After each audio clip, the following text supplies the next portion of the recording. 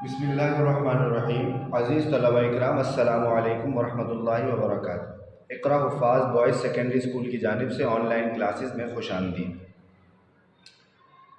जमात हश्तुम, मज़मून उर्दू और सफ़ा नंबर 43 खोलिए और तमाम ज़रूरी स्टेशनरी यानी किताब, कॉपी और पेंसिल वगैरह अपने साथ रखें और तवज्जो और यकसुई के साथ सबक को सुनें, क्योंकि जितना तवज्जो से हम सबक को सुनेंगे उससे हम उतना ही ज़्यादा बेहतर सीख सकेंगे।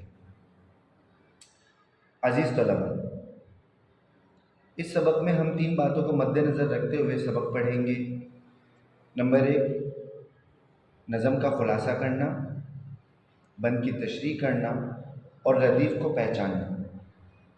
यानी हम इस सबक के ज़रिए नज़म का ख़ुलासा लिखना, बंद की तशरीह लिखना और रदीफ़ की पहचान हासिल करना सीखेंगे कि अगर अशार में रदीफ़ मौजूद हैं तो रदीफ़ कैसे पहचाने जाएंगे और रदीफ़ किसको कहते हैं, उसकी तारीफ़ वगैरह क्या है।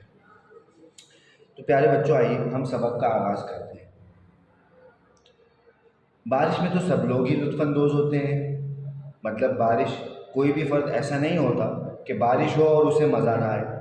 बारिश होती है तो सब नहाते हैं, सब खुश हो जाते हैं। हत्ता कि इंसान के अलावा जो दीगर मखलूक़ात होती हैं, बारिश में वो भी बहुत ज़्यादा लुत्फ़अंदोज़ होती हैं और बहुत खुश होती हैं।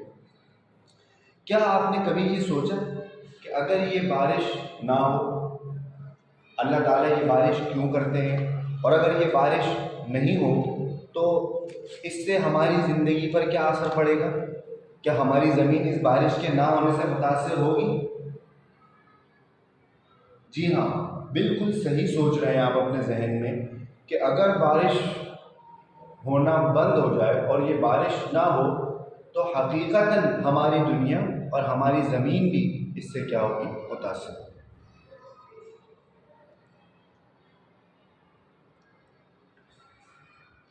हमारी जो फसलें हैं वो ख़त्म हो जाएंगी। ज़ेरे ज़मीन जो पानी अल्लाह ताला ने हमारे लिए रखा है, हम कुआँ खोदते हैं, हम बोरिंग वगैरह करते हैं, उसमें पानी निकल आता है, पानी निकलता है। वो पानी ज़ेरे ज़मीन इसी बारिश की वजह से मौजूद होता है। और ये जो नदी नाले और ये दरियाओं का एक पूरा निज़ाम है दुनिया के अंदर, अगर बारिश नहीं होती, बारिश होना बंद हो जाए तो ये सारे नदी नाले भी क्या हो जाएंगे, खुश्क हो जाएंगे और ज़िंदगी मुश्किल तरीन होती जाएगी। इसीलिए अल्लाह ताला ने हमारी बेहतरी के लिए बारिश के निज़ाम को बनाया, जिसको हम सब उर्दू में आबी चक्कर और अंग्रेज़ी में वाटर साइकिल कहते हैं। ये एक पूरा निज़ाम है जो अल्लाह ताला क्या कर रहे हैं, इंसान के फ़ायदे के लिए और उसकी ज़िंदगी की बका के लिए दुनिया के अंदर ये निज़ाम चला रहे हैं। इसी आबी चक्कर को शायर अपनी नज़म में बादल की ज़बानी बयान कर रहे हैं। तो चलिए हम अपने सबक के उन्वान की तरफ आते हैं। हमारे सबक का उन्वान है नज़म बादल का गीत, और इसके शायर अहमद नदीम कासमी साहब हैं। शायर इस नज़म में बादल की कहानी, बादल की ज़बानी बयान कर रहे हैं कि बादल किस तरह बनते हैं कि समंदर का पानी सूरज की शुआओं से बुखारात बनकर ऊपर उठता है और हवा उसे ऊंचाई पे ले जाकर बादल बना देती है। फिर हवाएं इन्हें पहाड़ों की तरफ ले जाती हैं और ये पहाड़ इन बादलों के रुख को मैदानी इलाकों की तरफ फेर देते हैं। फिर बादल बारिश बनकर बरसता है और नदी नालों की सूरत में बहता हुआ दरिया की शक्ल में आगे बढ़ने लगता है और ज़मीन को सैराब करते हुए बादल फिर से पानी बनकर अपने घर यानी समंदर में जा पहुंचता है।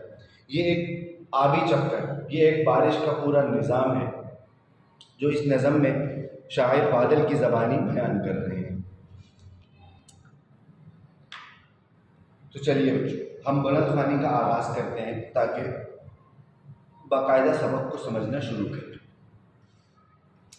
अच्छा, एक बात जो हमें बुलंद ख़्वानी में मद्देनज़र रखनी है कि बुलंद ख़्वानी करते हुए हमें 3 बातों का ज़रूर ख्याल करना चाहिए, वरना बुलंद ख़्वानी का हमें फ़ायदा हासिल नहीं हो पाएगा। और वो 3 बातें कौन सी हैं? नंबर 1, बंद या शेर को दुरुस्त तलफ़्फ़ुज़ और लहजे से पढ़ना, नए अल्फाज के मानी और मफ़हूम को बयान करना और फिर तीसरे नंबर पर बंद की वजाहत कि शायर इस बंद में क्या कहना चाहते हैं उसको बयान करना। इन्हीं 3 बातों को हम अपनी बुलंद खानी में तरतीबवार इंशाअल्लाह बयान करेंगे। तो आप सब तवज्जो बनाए रखिए और सबक में हमारे साथ रहिए। चलिए बुलंद खानी का आगाज़ करते हैं। मेरा घर समंदर की गहराइयों में, मैं रहता था लहरों की परछाइयों में, कभी सीपियों में कभी काइयों में। समंदर की गहराई मतलब समंदर की तह तक, परछाइयों ये परछाई की जमा है और इसका मतलब है साया। सीपियाँ ये एक समंदरी कीड़ा होता है, समंदर में रहता है पत्थरों के साथ चिपक कर। और ये जो सदफ़ और मोती वगैरह आपने देखा होगा हीरे जवाहरात में होते हैं, ये मोती इसी जानवर से निकलते हैं। और काई ये एक समंदरी पौधे होते हैं जो पहाड़ वगैरह पर उसकी ज़मीन पर पत्थरों पर उग जाते हैं। इस शेर के अंदर शायद बादल की ज़बानी ये कहना चाह रहे हैं कि बादल ये कह रहा है कि मेरा घर समंदर में था, मैं पहले समंदर में रहता था, काइयों की सूरत में, सीपियों की सूरत में और लहरों की परछाइयों की सूरत में। कि पानी, बादल का जो असली घर था वो समंदर के पानी की सूरत में समंदर में था। मगर एक दिन शोख तपती शुआएं पुकारे कि आ तुझको तारे दिखाएं, उड़ाएंगी तुझको नशीली हवाएं। शोख शरारती, चंचल, और नशीली नशा आवर, नशा देने वाली चीज़। इसका मफ़हूम यहाँ पर क्या बनेगा कि शायर इस बंद में ये कहना चाहते हैं कि बादल ये कह रहा है कि मैं समंदर, मेरा घर था, मैं समंदर में रहता था, लेकिन एक दिन सूरज की शुआओं ने उड़ने के सपने दिखा कि हवा में उड़कर हम ऊपर जाएंगे। और उसी सपने की वजह से क्या हुआ, सितारों की धुन में वतन छोड़ आया, हवाओं ने शानों पे मुझको बिठाया, समंदर से उठा पहाड़ों पे छाया। कि सितारे धुन ख्याल में, शानों जमा है शाने की, कंधा, और छाया घेर लेना, ऊपर से छाछ घेर लेना। इस शेर के अंदर शायर ये कहना चाहते हैं कि बादल ये कह रहे हैं कि मैं समंदर में रहता था, कि सूरज की शुआओं ने मुझे उड़ने के सपने दिखाए, अब सितारे देखने के ख्याल से, उस सितारे देखने की धुन में मैं अपना वतन छोड़ आया, समंदर से निकल आया और बुखारात बनकर जो है वो हवा मुझे ऊपर की तरफ ले गई। समंदर से उठा पहाड़ों पे छाया, कि बादल बनाकर हवा ने मुझे बुलंद कर दिया और अब वो मुझे अपने दोष पर लिए जा रही। मगर तेज़ झोंके ने आफत ये ढाई, मुझे एक पर्वत की चोटी दिखाई, कहा उससे लड़कर दिखा मेरे भाई। आफत मुसीबत, ढाई गिराना। अब आफत ये ढाई का मतलब क्या हुआ कि मुसीबत में मुब्तला कर देना। पर्वत पहाड़, बुलंद बाला पहाड़ को कहा जाता है। इस शेर में शायर ये कहना चाहते हैं कि तेज़ हवा के झोंकों ने उस बादल को पहाड़ों की तरफ हका दिया, पहाड़ों की तरफ लेकर चली गई और पहाड़ी इलाके की तरफ वो हवा बादल को लेकर जा रही है। बादल अपने सफ़र पर है, अपनी पहली मंजिल की जानिब चल रहा है, पहाड़ों की तरफ जा रहा है।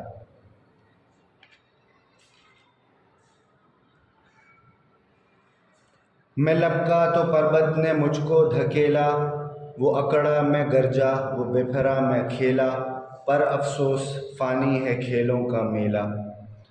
लपकना जल्दी करना किसी चीज़ को हासिल करने में, धकेलना धक्का देना, गरजा गरजना ये ज़ोरदार आवाज़, ये किसी भी चीज़ की ज़ोरदार आवाज़, बात करना या किसी चीज़ की ज़ोरदार आवाज़ जैसे बिजली की कड़क होती है, इसको भी इसी को गरज कहा जाता है। बेफरा गज़बनाक होना, गुस्से में आ जाना, और फ़ानी मिटने वाला, ख़त्म हो जाने वाला। तो इन अल्फाज के मानी आपने नोट डाउन लाजमी करने, और जब नोटबुक में काम होगा तो उस वक्त भी इन अल्फाज के मानी आपने लिखने होंगे तो ये जो अल्फाज मानी मैं आपको बता रहा हूँ, ये आपने लाजमी जो है वो नोट डाउन करने हैं। इस बंद के अंदर कि बादल ये कह रहा है कि शायर बादल की ज़बानी ये कहना चाहते हैं कि हवाएं बादल को लिए जा रही हैं और पहाड़ों की तरफ ले गई हैं, और उन पहाड़ों से वो बादल टकरा रहे हैं और वो टकरा कर अपना रुख बदल लेते हैं, क्योंकि हवाओं के ज़रिए जो बादल चलता है और फिर पहाड़ पर टकरा कर मैदानी इलाकों की तरफ वो फिर जाते हैं उनका रुख, और वो फिर बारिश का ज़रिया बनते हैं। इसी बात को शायर इस बंद के अंदर बता रहे हैं। पर अफसोस फ़ानी है खेलों का मेला, कि ये सारी चीज़ें क्या हैं, फ़ानी हैं। दुनिया के तमाम खेल तमाशे ये फ़ानी हैं, ख़त्म हो जाने वाले हैं। आज की क्लास में ही हम बुलंद ख़ानी की यहीं पे ख़त्म करेंगे इंशाअल्लाह। फिर बाकी बुलंद ख़ानी और तफ़हीम और वज़ाहत अगली ऑनलाइन क्लास में इंशाअल्लाह। लेकिन ये जो आपने अल्फाज मानी नोट डाउन किए हैं, आपको बताए गए, कि आपने अपनी नोटबुक में पेशकश के मुताबिक, जैसे आप छुट्टियों से पहले पेशकश के मुताबिक नोटबुक में काम करते थे, आपने उसी के मुताबिक ये काम करना है, अल्फाज मानी नोट डाउन करने हैं। वमा अलैना इल्लल बलाग। जज़ाकल्लाहु खैरन व अहसन। इंशाअल्लाह अगली क्लास में मुलाकात होगी।